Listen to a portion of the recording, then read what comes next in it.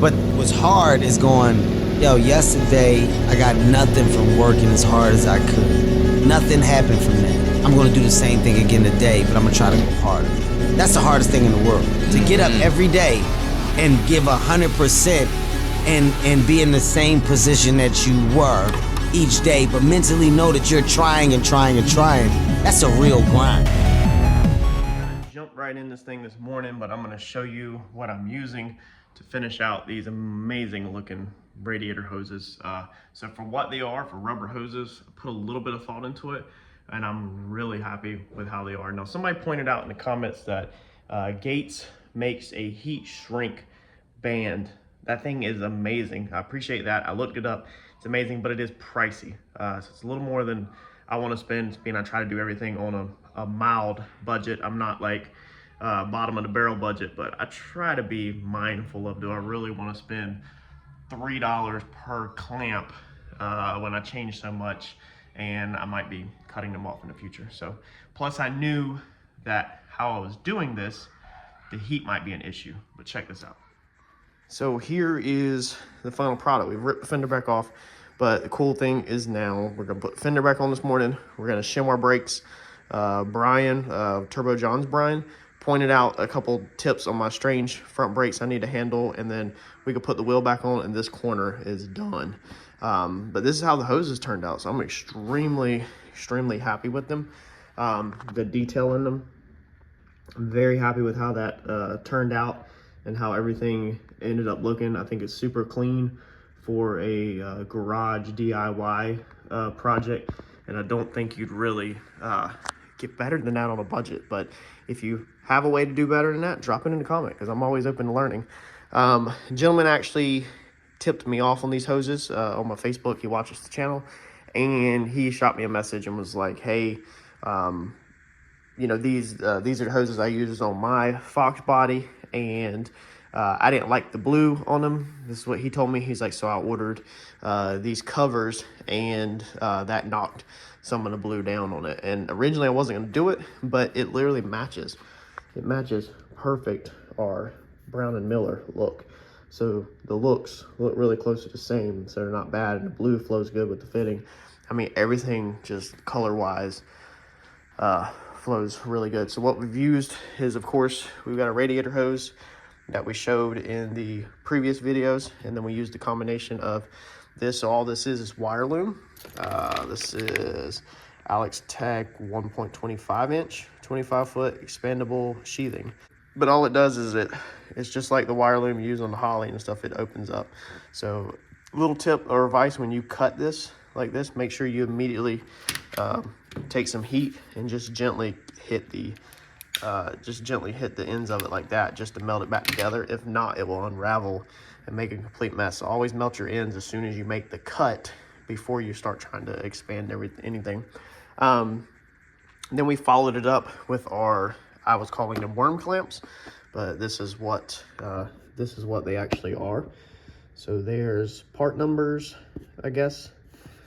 There's what it is, different sizes. So we used the big size. This is the size right here that you need if you're using these hoses right here that we went over in the previous video. So we took them, this is how they look, put them on, you used a tool, which is basically just, almost looks like a nail puller, and you just crimp it. It doesn't cut it or anything like that. It just crimps it tight around it and gives it a super clean look where you don't have the traditional hose clamps. And we just got this zip tied to the frame rail because I don't have no kind of mount or nothing like that, but that's a radiator cap. I have to fill this little port with either probably a set screw block off, NPT I'm sure it is, but we'll go back and do that. So overall, that's happy. I'm very happy with it. We also finished it out with Tessa tape. So I actually just ordered another roll because, as you can see, I'm low. But we went ahead and just put one band of Tessa tape around where the end is, because the end is going to be jagged. Now, I was trying to put the clamp over it, you know, to get a decent look, but that didn't work so great. If I was to redo it, possibly bring this all the way to the end, if you could figure how much precisely you need. It gets a little harder because this stuff expands and grows in length as you pull it tighter. But if you put your Tesa tape all the way at the end and then slip your clamp over top of the Tesa tape and then choke that down, that'd be a really clean look. So maybe next time we redo it, we'll improve on that. We come in here and we just put one big zip tie all the way around it and then one in the center. So you just loop one all the way around and then one like this, pull the center one tight, and that keeps a little bit of spacing between them so they don't rub together under vibration. They're clear and everything. They're not hitting everything. They're secured. And we have our Y adapter. And so the coolant is done up here.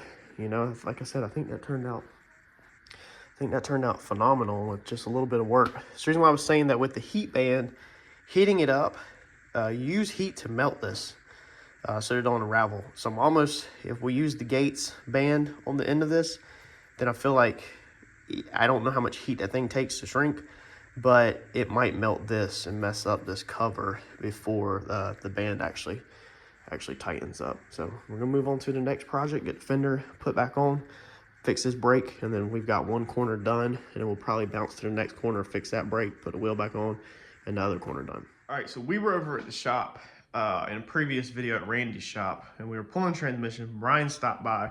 He was giving me a hand real fast, and he was looking at the brakes, and I had told him I need to shim them, and he pointed out a very easy, simple thing on here to how to shim your brakes. Now, I'm sure there's plenty of YouTube videos on how to shim the brakes, but I want to show y'all real fast what Brian showed me because I never knew how to do it.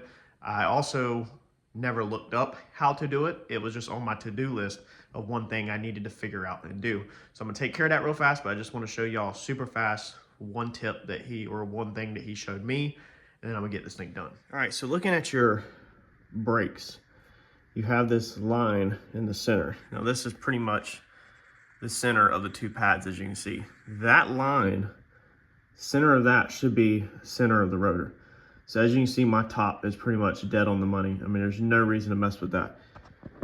Coming down here to the bottom, you can see we're off. Okay, we're off to one side. So it don't matter which way. It's not a trick of the camera. If I move the camera back and forth, you can see that that bottom needs to be shimmed out just a touch. Okay, so we need to put at least one shim in the bottom here just to bring this caliper more over that way.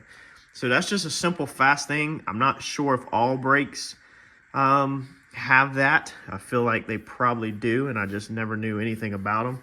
That was pointed out to me that I kind of wanted to just point out to anybody else that's new to drag racing, and we'll make it just super freaking simple. That's the center between the two pads. That should be the center of the rotor. Technically, that bottom one would be okay, but we're gonna probably just go ahead and add one shim in it just while we're in here, throw the wheel back on, and then we should be good. Should be good to go. It's got a little bit of drag, you can hear on mine, but I'm not sure if that's the brake pads or just the, yeah, I guess it is the brake pads a little bit. But I mean, it's not much. It's not terrible for a non-spindle mount. It's definitely could be improved. And I could probably even loosen the bearings up a touch in there, the jam nut, but I think that's okay. I think we're just gonna shim the brakes, the bottom for right now, and then button this side up. Your brake shims, a lot of times they come with your brakes when you buy them. If not, you could probably pick a set up off of Amazon, eBay, or Google somewhere, maybe even your local parts store. All they are is just really thin washers. You could even just go to the hardware store and just get some as thin as washable washers as possible. Now, if you need a lot of shims, obviously a thicker washer would work, but that's all they are, is just kind of washers. All right, so there's the top where we're at, and there's the bottom. So that is way, way better. All I had to do was come in here. As you can see, the top already has shims right inside there. I did this originally. The shims go right there, so they move the caliper off the bracket. This is your bracket. And then down here on the bottom, we just added 3 shims. So the top has, what is that, 4? Looks like 4, and the bottom has 3, and that puts it where the center of that caliper is in the center of that rotor. Now, it didn't change really how that spins or anything. I think that's all gonna be in the bearing. Again, this is the type of bearing when you take this cap off, I don't even want to mess with it. You tighten it down. It's a Mustang 2 suspension that was welded into this car. It's not original. It's factory style, but it's not the original suspension to this car. This suspension will be getting cut out of this car in the future, but that's what we're running right now. So I think that's good enough for right now. All right, so got everything put back together, and I don't know if you've already noticed, we did cut the tips off. So we did lose the exhaust tips. That is one of the changes that I am making.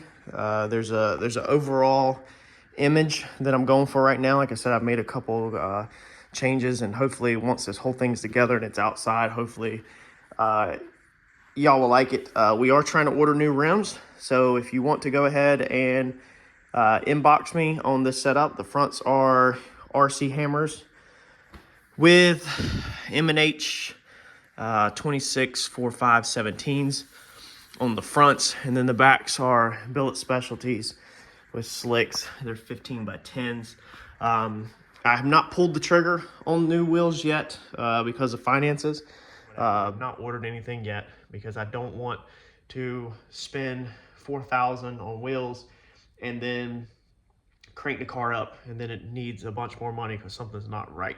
So I kind of want to get the car running before I pull the trigger on it. But if you want to go ahead and get your ducks in a row, and if you're interested in buying this setup, we could do tires, rims, just the rears, whatever. They're 5 on 4.5. The back spacing is also 4.5, and it's 15 by 10.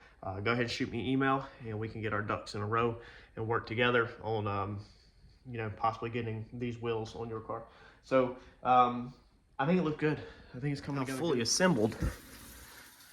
They roll pretty good. That side's dragging still a little. I got to figure out why the brakes don't release. Now this side I have the brakes released on so that I can test to make sure it's not the spindle nut in the center. So I took, you know, flathead and opened the brake caliper all the way up. And as you can see, with the brakes completely lifted off of the rotor, I have very good rotation, spinning, whatever you would call that. So no complaints actually at all on the center nut. I was gonna back that off. The brakes are wanting to stick. Now I don't know if it's because we have all of this stuff up inside this fender. If you recall, we have line lock and a pressure adjuster up inside here. So we have where you can change the bias of the front wheels, and then we also have a line lock that we do not use, and we also have that sensor right there. That's for our tail lights right there. So I don't know if it's the line lock, being it never gets used, if it's just kind of not letting the pressure bleed off of it, and that's kind of sticking the brakes, or what. But I think I'm definitely going to put it on my to-do list to go in here and redo this front brake system and just delete all these lines and just completely delete the line lock, since we ended up not using that all, and simplify it so there's not so many you know, mechanisms in the system that could trap pressure. And also probably brakes are brand new, you know, we don't have much time on the car, but it probably is a time in the future when we do that to take the front calipers off completely, break them down on the bench, and completely grease everything up, put everything back together. But we're not going to add that to our to-do list right now. All right, so we're doing our dash 16 feed line here. And like I said in the previous video, it was cheaper to buy this whole used line than to almost buy the two 90-degree fittings, not including the hose, just the two 90-degree fittings. So by buying this used line, I get one side crimped on, and then I put one side back together screwed in, so I have 50% less chance of it failing, in my opinion, because the crimp fitting is going to be way better than the screw-on fitting. So we've took our 90 off and we have put it on here. That's where it's going to be, and then we basically marked our line right here. So we're going to go cut this with a cutoff wheel and then reassemble this thing, and that's going to be a perfect fit for cheaper than buying the line in the 290s that you can make it yourself. Now on our air launcher, we got this put together today. Got our backing plate put in there. We still have to do our push out piece for it, but got all that thrown in, got this finalized, got that all done up. The key, we need to make a little cable for this thing so that this key doesn't fall out. That way, I like this key to stay in the trunk at all times in case something happens. You can get inside the trunk. Fuel cells back here, but we've got all the little bolts put in there, and then also another small detail. Might be hard to see, but I've actually put foam up inside there, so there's no open gaps. You can see the foam is foamed all around the air launcher, sealing it up. You don't have to be 100% watertight because if water goes in there, it'll just run out down through there where the radiator's at. But I still like to try to keep debris and water out of there as best as possible. We have to order the filter for that, and then we should be pretty much ready to go on this unit. All right, so we got that done. And I mean, you're getting a better line, you're getting better fittings. Now that, I'm guessing that's probably better fitting than the Chinese eBay stuff, and you're literally getting this cheaper than the Chinese eBay stuff. So keep checking the used lines and you know, weigh out your options. But that's our feed line is now completely done all the way to the pump. Our drain, our fuel drain over here is completely done. It goes down and out a little hose just underneath the car. You would put a bucket or something there to catch it. And then our return line is done. Besides, it just needs to be hooked up. So it just gets hooked up like this. And again, this nice freaking line, I think I paid like 15 bucks from off eBay. So it is nuts how good deals you can get on there. So we're waiting for the Dash 8 Union to come in on that. I just had somebody comment on the last video about asked if we were using a rollover valve in case the car goes upside down so fuel don't come out. The last fuel cell, this fuel cell in the last setup was lower. We had a rollover loop, so we had to loop the line so that if it rolled upside down, it couldn't get out. That's old school. Some people, you know, use the loops. That's what I had originally done for this car, but this one we are using a rollover valve. Now I have not received it yet. All of our coolant lines are wrapped up all the way to underneath the car down here. If we climb down here, we've got all of our hoses done. So we've made these hoses. We did just order this. I forgot about this. This is our puke tank drain. So it's just a simple quarter turn valve crimped onto the drain hose. That's easy peasy. All of our lines run up there, clear of the axle center. They go over there and then they're zip tied to the chassis and then go into the car. This one over here is all done, crimped. I mean, man, I'm super happy with the way that the quality of these lines turned out. So this week we're gonna be definitely doing electrical work, wiring everything that we have changed in the car. But besides that, everything is really starting to come together in the final stages. So we gotta put this battery in this car. And frankly, we're just out of space back here in the back. It's just not gonna happen. I thought I could build a spot up here above the wheel well, but at some point I would like to take the tubs out and arch the tubs. Basically the tubs roll at a perfect curve and then they go down at a 45. So the back side is like a 45. That's how it is from the factory. And so you can't sit the car down but so low because the tires were literally scrubbed. I want the car sitting lower at some point in the future. So I want to take the tubs out, redo the tubs. We don't have to mess with nothing that we just did. In order to do that, we would just, the tubs slip out from the inside. I did them before I was doing YouTube. They're in there with rivets and they're all siliconed up. So I kind of don't want to put the battery above the tub because then once you do taller tubs, then you're gonna have to move the battery again. So I'm trying not to do work twice. So what I think we're gonna do is we're gonna unfortunately bring the battery up just a little bit in front of the door. I've kind of looked right here and figured it out where we can bolt a tray off of over here. So we can bolt a tray to here into this flange right here and then have a piece that goes down and bolts to here, and then the battery will sit right here. So you would literally just reach right here and the battery would be here.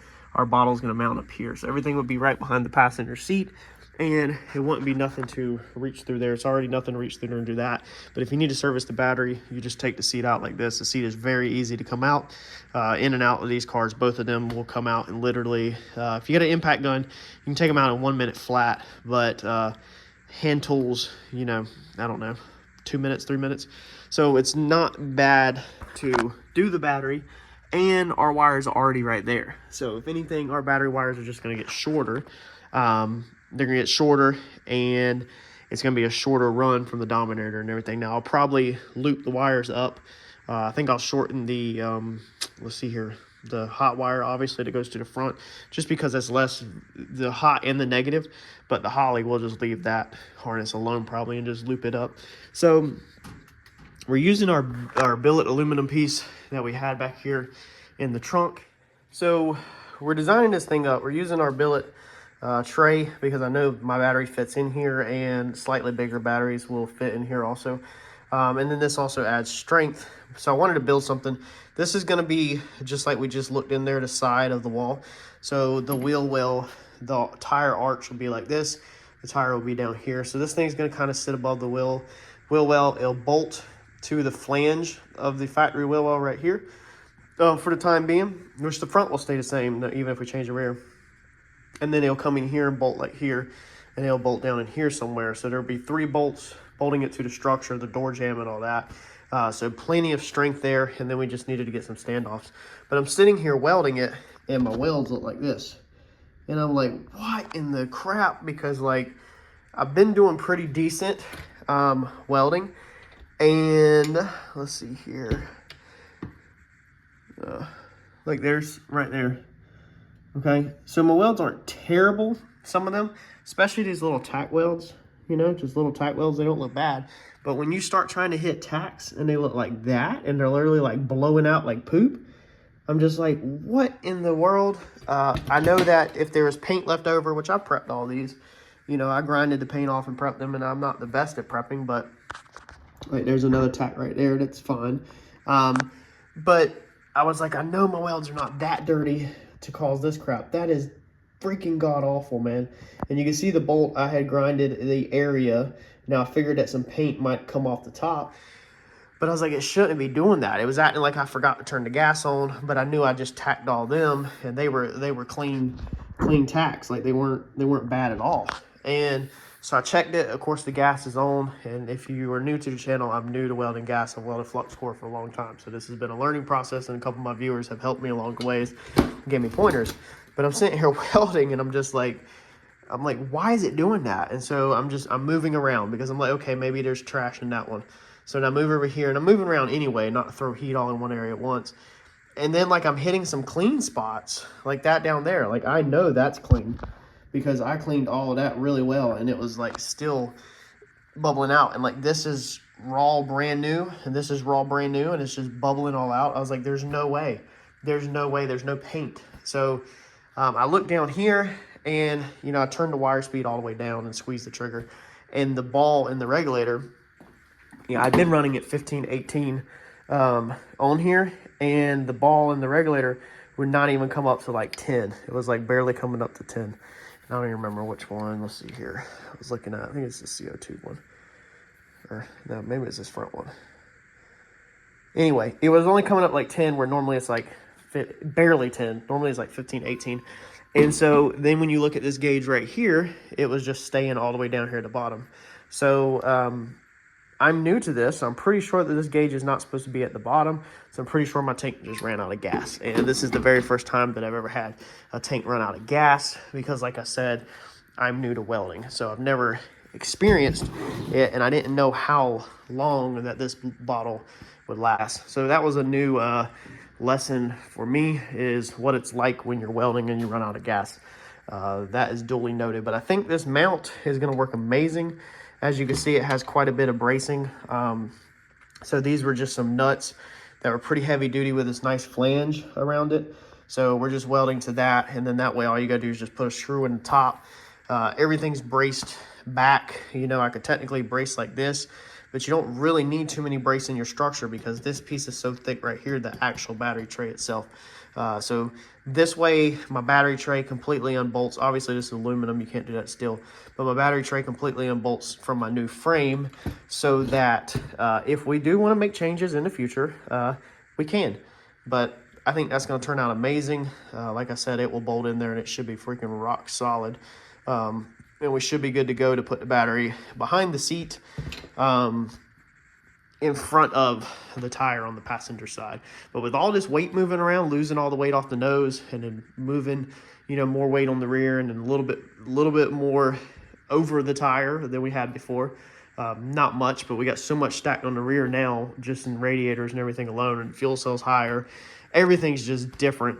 We're definitely going to have to scale this car out again and see where we're sitting at. So that's going to be a weekend wrap. Hope y'all have been enjoying the videos. I've been trying to do daily uploads.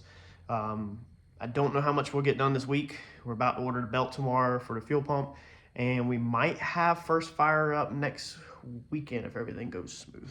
Y'all smash that like button, and I'll catch y'all in the next video. Thanks, y'all.